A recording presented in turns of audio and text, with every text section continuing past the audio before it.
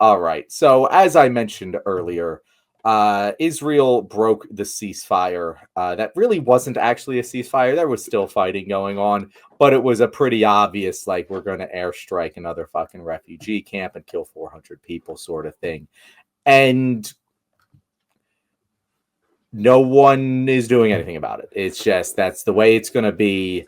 It's Donald Trump is just standing by Benjamin Netanyahu. In fact, Benjamin Netanyahu today, he had a pretty cool tweet where he said, in America and in Israel, when a strong right-wing leader wins an election, the leftist deep state weaponizes the justice system to thwart the people's will. They won't win in either place. We stand strong together. And I could not. Did you see that, TJ? No, I didn't see that. It happened not too long before we started, but it was it just made me think all of the fucking liberal moderates who defended Biden for allying himself with a man who just called himself a far right leader, referred to himself that way, and is challenging our own judiciary's ability to imply law and order to the president of the United States. This is as much of a Democrat problem in my mind as Donald Trump. In fact, I would say that the Democrats could have stopped this from ever becoming a thing, and they chose not to, and instead just punted this into Donald Trump, hoping that he would take the blame for the majority of the genocide.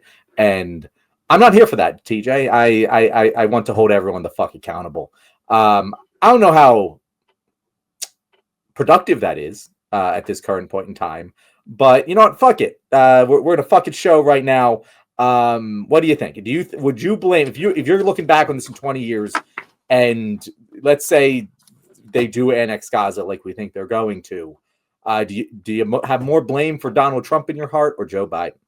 Oh yeah, I don't know. I think I put it equal across the board here because no matter who was going to be elected, it didn't seem like they had Biden didn't show anything in the year and a half he had after Israel started attacking Gaza and wiping it off the map that he had any inclination of putting a stop to this, like none whatsoever. And so people can talk about how, he had that fake thing where he said, I'm only going to send offensive weapons, or I'm going to make them come to the table.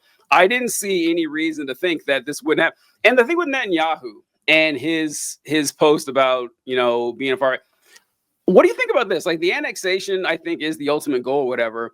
But with Netanyahu specifically, I think kind of like a perpetual war is kind of like in his interest. It's kind of like the people of Greece, like ancient Greece, like the Spartans and everything. Like, the Spartans didn't get along with the rest of Greece, but the rest of Greece, Sparta could not have defeated all of Greece. Like, all the other city-states could have crushed the Spartans, but the leadership knew it was really good to have a boogeyman down there that you could scare people into doing what you want. And so, because I've often wondered, why doesn't Netanyahu just finish this like he wants? Because we know that's what they're doing. It's because there's probably some political utility in dragging this on as long as he can. Yeah, I mean, that's exactly what it is. I mean, he's very unpopular and he's holding on to this and dragging it out as long as he can in order to retain power, and then hopefully get something in return that he can hang his hat on and be like, see, I did this for you guys. I got Gaza for us. Keep me in power. Like, it's very clear and obvious. It's the same thing with all of these fucking right-wing fascist nut jobs that are like, they will do whatever they can to remain in power, no matter how many people they have to kill, no matter how bad they have to make things. What matters to them is staying in power more than anything else. And I don't speculate too much into BB's intentions outside of that, because I don't really fucking know. I don't know how much of a genocidal maniac he is. I don't know how much prejudice in his heart, nor do I care. I just know that he needs to be removed from power immediately. Every single day that goes by, he's killing more and more and more innocent people, innocent children. And the fact that this continues to go on, the fact that I still see Democrats standing up for Israel is nauseating to me. The Republicans, I understand, clearly they don't care about their principles. They're going to fall in line with whatever Trump is doing. I mean, fuck them for that, but I have a whole laundry list of things to say fuck them for that for. The Democrats who are still hanging on at this point, what the fuck is wrong with you? What genuinely, he's clearly allied with Donald Trump to do this. I could at least understand your loyalty to Joe Biden, how the fuck are you still here right now? How? I don't understand how anyone is supportive of Israel at this point on anywhere on the left side of the aisle in this country. All right, so I just started looking at this since we started talking because, yeah, it is kind of it's incredibly upsetting that so many Democrats aren't very loud and vibrant about their support for Palestine and everything. And I just pulled up this thing here that this is a poll from 2 weeks ago that less than half the United States now sympathetic towards Israelis. And although Americans remain more likely to say their sympathies in the Middle East situations are with the Israelis rather than the Palestinians, the 46% expressing support for Israel is lowest in 25 years of Gallup's annual tracking of this measure of its World Affairs Survey. The previous 51% low in this poll is the trend that American sympathy for Israelis recorded both last year and 2001. At the same time, the 33% of U.S. adults who now say they sympathize with the Palestinians is up 6 percentage points from last year and the highest reading by 2 points. And I think that's really what this comes down to, is that you may have a decent amount of Americans who say, okay, we're looking at what the Israelis have been doing, even if not for the last 80 years, for the last year and a half at least. And they'll say, well, okay, this is a bit much. Like whatever's going on, we think that they're going a little bit too far here. But still, only 33% of Americans sympathize with the Palestinians. Like that is, and this also betrays the fact of like the same shitty arguments that Mark is using here. Maybe because Hamas has hostages, absolute nonsense and shit. Is that because like the Palestinians Israel has way more hostages. Well, Israel has way more hostages. Yeah, but the thing is that when you ask them, well, do you sympathize with the Palestinians? They always, well, what about Hamas? Well, what about Hamas? Hamas is bad. You know that, right? Hamas is bad. It's like, okay, fine. Let's grant you that. There are still over 1 million, not quite 2 million anymore, of Palestinians. Do you have sympathy for them? No, they don't. They're like, fuck them. Like, they deserve to die. Absolutely. And so with a third of Americans, this is at its highest rate. TJ, it's not they deserve to die. It's I don't care if they die. I think a lot of that, well, there are definitely some of them who think they deserve to die. I think a lot of Americans are, I don't care if they die. In the same way, they don't care if anyone in the Middle East dies. They just genuinely do not care about them as humans. And that's actually a lot harder to work with than I want them to die. Yeah, it is. There's apathy and a lot of malice. I mean, I usually see the malice, but then again, that's the circles I probably, hang out in with the right-wing trolls and everything, that they like react with glee. Oh, this is good. They definitely got Hamas now. Hamas is on the ropes now that we've destroyed that university. That museum is gone, and we dug up we destroyed that cemetery and holy site. We got Hamas, right where we want them after all these years. And it's never going to be enough for them. So seeing how people have just like, at best, that's at fucking best, they are apathetic toward the situations of the Palestinians, going back to, well, we got Hamas is bad, and that means that killing 1 million people or expelling them all from the country is our only course of action, because what are we going to do, integrate them into society? We can't do that. That might make it. It's just like it's upsetting. So honestly, that might make life a little bit more difficult. Maybe so. I think these people should go through the worst human suffering. Exactly. Yeah. Constructing a government of freedom, based on or with the history of these two groups in the past and how that might cause conflict. That's too tall of an order. Murdering children indiscriminately. That's a much easier path to go on. And so knowing that that's the best that things have been for the nation, I do see why the Democrats are, tepid about this, because they can say that, we're going to do the right thing and come out with absolute support for the Palestinian people. We don't support Hamas. We are supporting the Palestinians. We're going to do our best to make this nation strong. We want to, whatever the two-state solution. No, it's just like, no, we understand what the Palestinians are doing. But if they flipped on that, they're worried about those numbers going even higher. And so I get, like, politically, the election, it may have won them, but it might not have. So yeah, it's a dark situation. I can't say that I see any daylight at the end of this. I mean, there's no daylight. I've pretty much written off Gaza, TJ. Like, if Gaza remains Palestinian territory by the end of the Trump presidency, I just lost a light. By the end of the Trump presidency, I would be surprised. Happy for them if they do, obviously, but I would just be surprised, because I don't know what's stopping them. Now, at the same time, a lot of them are still there, and they haven't taken it over yet. And you did point to the political utility of a perpetual war, which is true. You know, there's some truth to that, but they've been wanting to do this for decades now and have never been able to do. I mean, the entire reason Gaza exists separately from the West Bank in terms of Palestinian territories, because there was so many Palestinians there that they couldn't be removed without a lot of loss of blood and treasure. And so, like, I do wonder, like, they could probably, like, even if they take over the Strip, they're still going to be dealing with radical militants the entire fucking time that they're trying to occupy it. And it's a very difficult thing to do, which is why they'll probably request U.S. troops on the ground, which is honestly probably, I don't know, TJ, let me throw another hypothetical at you. Let's say Donald Trump sends troops, puts them on the ground in Gaza. Would you see a rapid acceleration of pro-Palestinian sentiment after that, in the same way that we saw? I guess we didn't see it as much in the Middle East. I was going to say, like, with the Vietnamese, but like, no, you wouldn't see. I don't think it would do anything for pro-Palestinian sentiment. You see anti-war sentiment. I don't think the country, even to this day, has any appetite for a ground war with anyone. Like, I think that would be politically unpopular. Even with like most Trump supporters, I don't think it would go very far. But you would see an anti-war. So, oh, we need to get out of there. But even like with the Vietnam War, as much antagonism as people had toward the Vietnam War, there wasn't a whole lot of pro-North Vietnam sentiment going on. People didn't really care. They just wanted our boys out of there.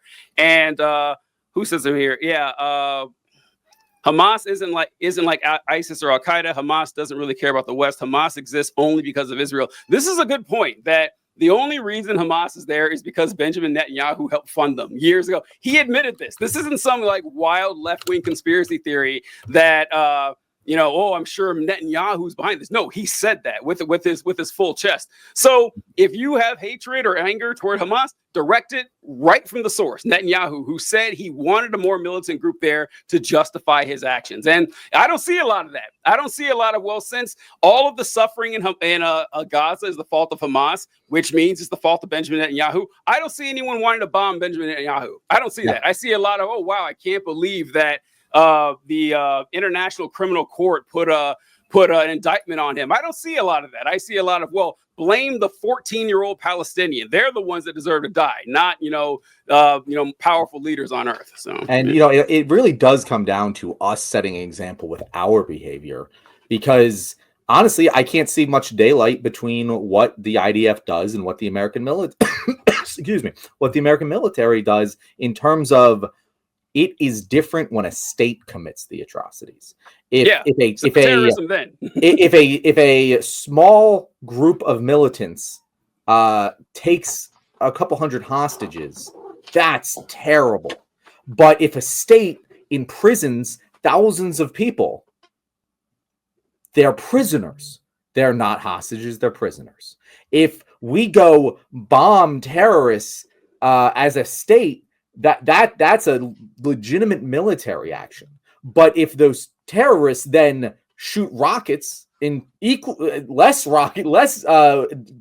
fatal weaponry into a civilian population, now that's a terrorist attack, not a legitimate military operation, because it's not a state doing it. That's genuinely the only difference between these two things. And in America, we buy that because our state does it. And if we were to acknowledge fully, and by we, I mean a lot of the people who defend Israel, if we were to acknowledge that Israel is doing bad things, they'd have to acknowledge that we're also doing bad things. And so they can't acknowledge we're the bad guys, so Israel must also not be the bad guys. It's a self-fulfilling prophecy that's going to lead you to supporting fucking crimes against humanity, or already has led you to supporting many, many crimes against humanity. And again, stop being a sheep. Think for yourself. Figure it out. Yeah, I always like it's terrorism if you're losing or if you lose. That's what it comes down to. Like, no one refers to George Washington as a terrorist. Ever notice that? Like, which by the legal definition, when you're thinking, oh yeah, like George Washington was a terrorist insurgent, but no, he's the father of our country. He is a good, upstanding, noble person who didn't, turn his rifle toward his own nation. That's not how we see George Washington. We see him as a hero. So yeah, it's all subjective. Yeah. And okay. Mark said this. Israel imprisons people due process. No, they don't. They don't. Oh, they are prisoners of war. They are not being given. Do you really think the Palestinians are going to fucking Israeli courts and getting a lawyer and like fighting for their? No, they're being held as prisoners of war. That's what they're doing. They're getting raped by the IDF, like by the there was an entire government. Exactly. Yes. There was an entire fucking like a protest movement protesting for the IDF's right to rape the prisoners. Yeah, come on. Yeah, wow. All right, so okay, it is like this is one of those things where it's like the propaganda is so fucking thick. It is. It's most people, honestly. It's most people. Like most people, because that's what we were taught growing up. That's honestly how I would have seen this, like, I don't know, 10 years ago. Israelis good, Palestinians bad. That's all I need to know. And I'm gonna look at everything through that lens. Mm-hmm. All right. Okay. What we got next here, John? Jesus. Speaking of no due process. All right. So I'm sure you guys have seen. Oh God, it's just this. TJ, the fact that you started this off with speaking of no due process, right? I know. Like which one is he? You're right. That's true. So yeah, there's two big stories recently of people getting no due process, and for either their right for free speech or their right to exist is basically what it comes down to. Mahmoud Khalil is being held without trial. He was held and taken to a different state, and he was banned access from his lawyer. They were able to get him a phone call so we could contact a lawyer. And there's the other one with the immigrants. At least they tell us they were immigrants who were deported. Deported is actually the wrong word, because deported means you're sent back to your country of origin. They were sent to a third party entirely, like a El Salvador, a nation. We will call it what it is, TJ. They were sent to slave camps. These prisons in El Salvador that they're being sent to, these are not even prisons like we think of them in the United States. They are held like 30 people to a cell and forced to do hard labor all day. These are the definition of hard labor camps. These are fucking worse than the gulags. Like this is where we're sending untold American residents to. Yeah, it's dark. It's sad. And like there's the propaganda video that we shared yesterday of people getting, dragged out with men in ninja masks and getting their body hair shaved with down with the sickness being paid in the back. This is something the Trump administration has done several times. Where, do you remember that time where they showed a bunch of people in handcuffs being shoved onto a plane? Mm-hmm. It's fascist porn. Like I'm sticking by it. That's exactly what it is.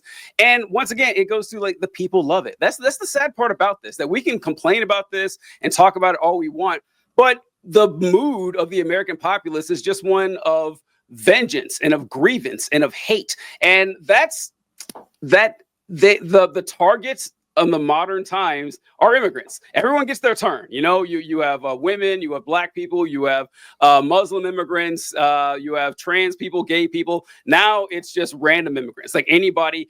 They think about how dark that is, that with their whole chest, they are defending no due process for not only people who are on U.S. soil, whether they're legal or illegal immigrants or not, but green card holders, like legal permanent. It's in the title. It's permanent residents. Like, nope, actually, we're fine with that. If you disagree with U.S. foreign policy in Israel, like they use that as a hyperbolic. Oh, I disagree with you, so I'm a bad person. No, that's their actual belief. You disagree with them, you can get kicked out of the country, and we don't really care.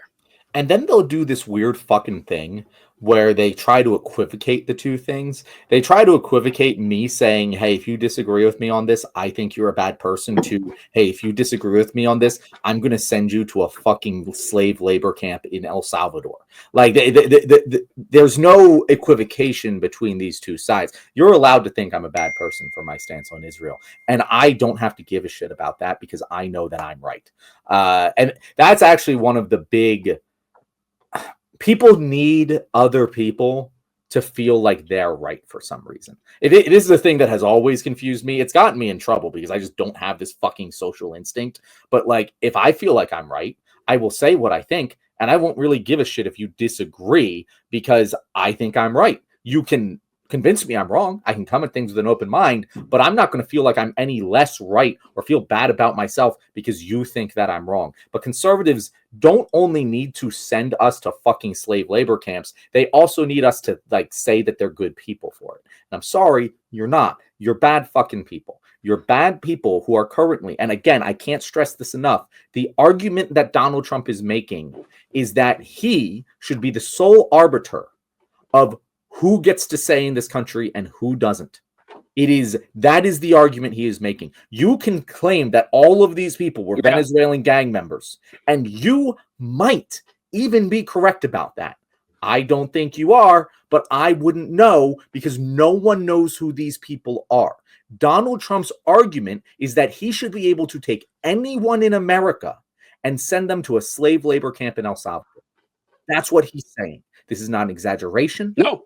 This is not a speculation. This is what the Trump administration is arguing before the courts right now. And that is wrong, guys. It is wrong for all of the obvious reasons that it's wrong, but at the very least, your own goddamn sense of self-preservation should make you understand that is wrong, because if you're a citizen, that won't protect you if you don't get a due process to prove you are a fucking citizen. He could send you off to a fucking slave labor camp in Venezuela. And I know what you're thinking right now. If you're a white person, well, that wouldn't happen to me. And you might be right for now. There's a very interesting poem written about the Nazis that went something like, at first they came for the socialists, and eventually it got to fucking you. And it's going to get to you. The leopards are going to eat your goddamn face. Get with it. Understand. This is not like some crazy thing here. We shouldn't allow the U.S. government to send random people without any evidence to slave labor camps in a totally different country that they've never been in before. I think we should all be able to agree on that one. And I don't understand why it's so fucking controversial. Yeah, I would say a large percent of the population doesn't agree with that. I say it is funny when they try to dance around it and try to find a way to rationalize it. Well, you don't understand. These were some bad hombres here. These guys had scary tattoos, and we don't like that. So it was important to move them out of the country. But when it comes down to it, and once again, like, I would appreciate it if they were honest, and some of them absolutely are. Go to Twitter anytime, and they will tell you, yes, we think it is great that the president of the United... Actually, no, they don't think it's great that the president of the United States can deport anyone they want at a whim. They think it's great that Donald Trump can deport anyone he wants on a whim. Yeah, they'd be fucking furious if Joe Biden was doing it. If Joe Biden was just deporting random people that he said were involved in white nationalist terror groups to a fucking slave labor camp in Venezuela and said, oh, they aren't actually American citizens, trust me, wink, wink, would you fucking believe him? If so, why do you expect me to believe Donald Trump? We settled this like 200 fucking years ago. It's in the goddamn Constitution, the Bill of Rights. This should be universally agreed upon shit. It's not that complicated. Yeah. It's like they are authoritarian. Like, and to the extent, like, a lot of Americans are, right? So it's really saying something when you got to say, wow, that is way, like, this would have been too much for like King John in England in 1215, or says, okay, wow, really? You're just going to do that? And they're perfectly fine with it. And can you imagine like King John, like sending like fucking like political activists who are protesting against him to fucking like literal like slave plantations? Like, yeah, this is stuff the kings like used to do, and they put a stop to it. They said, no, we're gonna do this thing called the Magna Carta here. All right. In 1215, they said, like, we're gonna put limits on the power of the king here. And we've kind of grown from that ever since, and now we're going backwards. Like, nope, actually you can't deport. But the part that's just wild about this is how okay conservatives are with this. Like, Trump, this is something that I heard someone mention this the other day, that one thing that you got to give it to Republicans that you don't see this with, we'll get to it eventually, but with Democrats, especially the leadership, is that Republicans know they're supposed to be mad. They know they're supposed to be angry, and they are flipping every switch they can and just like throwing stuff against the wall and seeing if it sticks. And Trump's like, yeah, if I want to, and this is exactly what happened. He says, I want to deport these people to send a message. Like, he gave a fuck about these folks and whether or not they were criminals or not, but he knew it would be good optics because his voters would get hard over the shit. And he had him in the air, and the judge issued an order saying, no, actually, you can't do that. Trump said, okay, what are you going to do to stop me? And they aren't going to do anything to stop him. There are going to be 4 whole years of this, of courts, to the extent that any of them have any sense left, saying, actually, Trump, you can't do that. And Trump said, okay, well, where's your police force? Where's your military? Who's going to stop me? And no one will. And nobody will. Like, at least 2 years of this, probably 4. So, yeah. So it is interesting because Donald Trump he publicly called for the impeachment of the judge. It's like Brunswick, I think, to judge. Yeah. And I have actually seen Republican congressmen call him out for this. Like, I've seen Republican congressmen very explicitly break him on this, calling it stupid. Fucking John Kennedy called it stupid.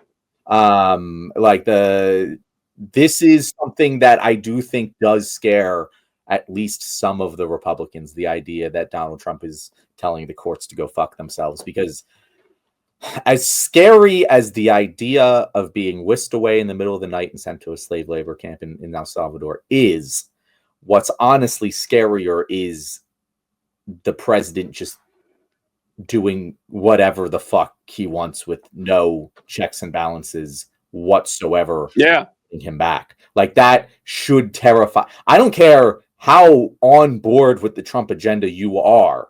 That should fucking terrify you.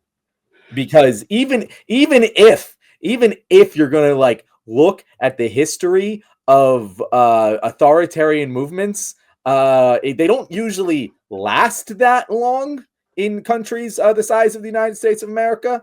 And they usually, the pendulum swings back rather goddamn hard. And it for your own fucking self-preservation, even if you truly believe the leopards ain't ever going to eat your face, think about what the people who killed the leopards are going to do to your face. Be even worse.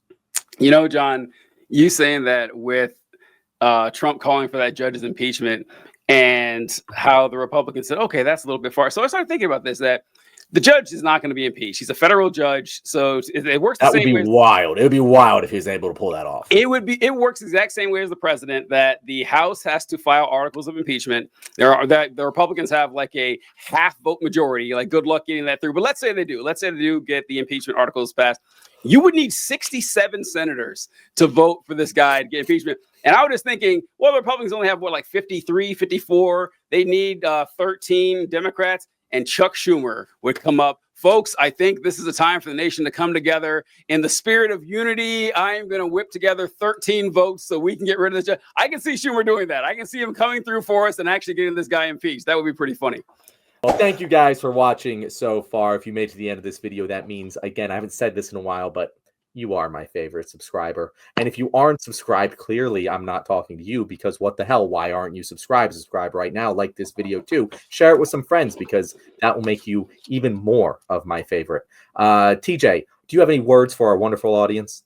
Listen, you guys have endless choice of podcasts and YouTube channels to watch and listen to, and we appreciate you coming to the one that has the host on there who doesn't know who the governors of states are. So we love it. We'll catch you guys next time.